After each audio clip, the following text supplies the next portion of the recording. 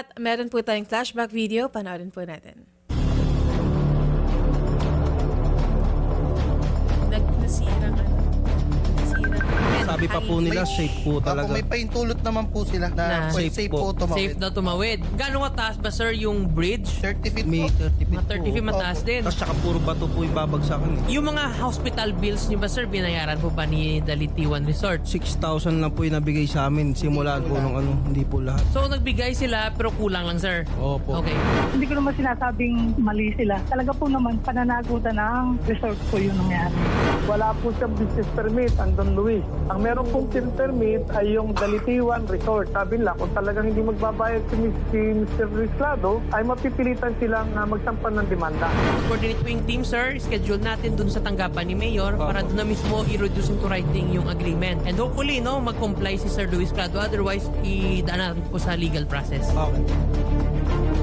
Ayun nga po, nagkaroon nga po ng pagkakasundo February 20, 2026 sa office po mismo ni Mayor Romeo Amorado. At nasa kabilang linya po natin para maibahagi po yung update. At yun, nasa kabilang linya po natin si Frank Teo Kubakub.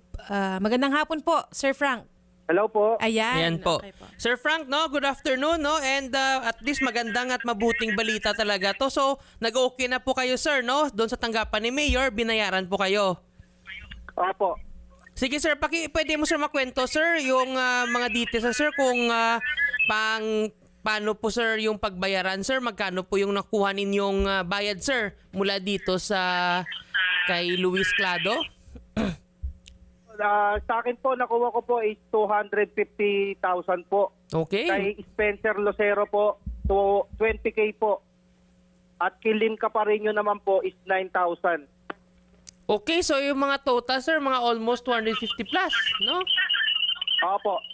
Ayun. Ayun, no? At least, ayan po, kitang-kita sa picture, no? So, nag-agreement. So, kaya gusto din namin magpasalamat nga sa kay Mayor Romeo Amorado kasi dahil sa kanya po, nagtagumpay po yung kasunduan at binayaran po kayo. Opo, opo. Salamat din po sa tulong po ng LGU po. Binigyan din po nila kami financial po.